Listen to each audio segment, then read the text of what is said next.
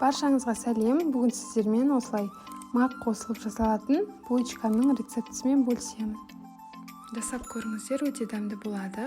Ол үшін ең алдымен жылы сүтімізге қантымызды, аштығымызды салып, араластырып алып, 10-15 минутқа бара болғанға дейін қалдыратын боламыз.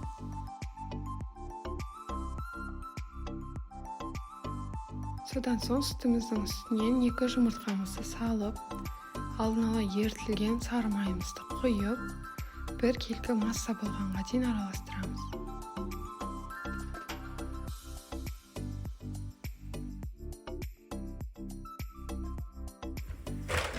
Араластырып болған соң бір шай қасық тұзымызды салып, алдын ала електен өткізген ұнымызды 2 бөліп немесе аз-аздан сала отырып, жұмсақ қамыр болғанға дейін илеңіздер. Бізге шамамен 650-700 грамның көлемінде кетеді. Қамырыңыз қатты болып қалмасын. Кішкене жабысқақ болса ештеңе етпейді.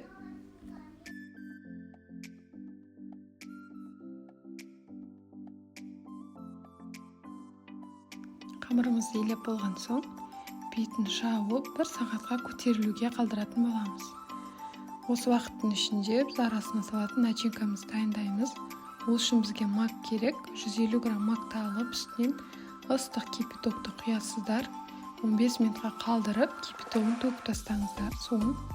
Сосын плитамызға қойып, үстінен сүтімізді құйып, сүтіміз бір қайнағаннан кейін қантымызды, сары майымызды салып араластыратын боламыз. Баяу отқа қойып қойыңыздар, асты жабыспасын, және жиі қозғап тұрыңыздар. Осылайша осындай қою масса болғанға дейін араластырып тұрасыздар. Сосын суға қалдырыңыздар. Суу барысында тағы да қоюланатын болады. Қамырымыз ашығаннан кейін видеода көрсетілгендей етіп қамырымызды 4 бұрыш формасында жайып шығатын боласыздар.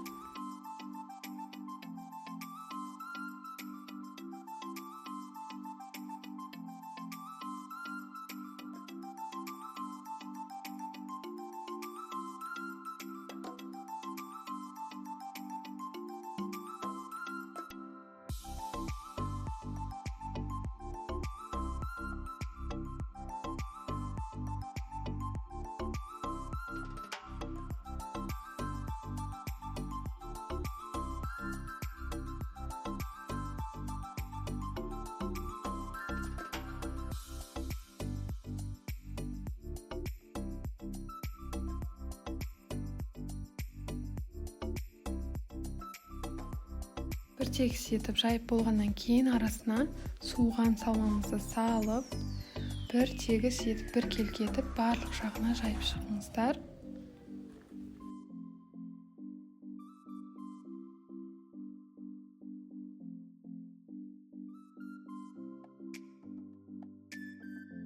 Салмасын жағып болғаннан кейін видеодағыдай етіп рулет ұқсап орап шығатын боламыз. Маған жіппен кескен ыңғайлы, пышақпен кескен ыңғайлы болса, сіздер пышақпен кессеңіз де болады.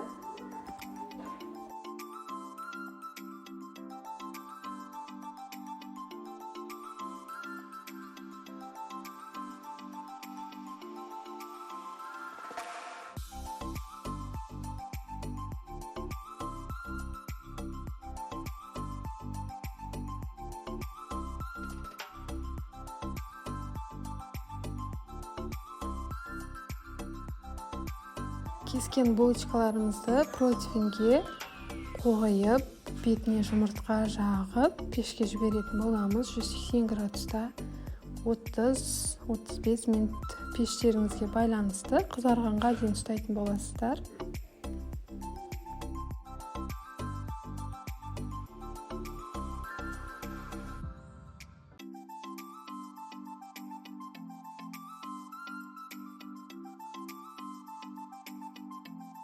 Мінеке булочкаларымыз қып-қызыл болып пісіп шықты. Мен кішкене суығаннан кейін бетіне сахарный пудра септім. Оны сеппесеңіздер де болады, өз қалауларыңыз. Арасындағы мактарыңыз қанша көп болса, соншалықты дәмді болып шығады булочкаларыңыз. Жасап көріңіздер, өте дәмді, тәтті болып шығатын болады. Балаларға да, үлкендерге де Жалпы отбасыларыңызға ұнайды деп сенемін. Рецепт ұнаса лайк басып, комментарий қалдырып, каналыма тіркелуді де ұмытпаңыздар.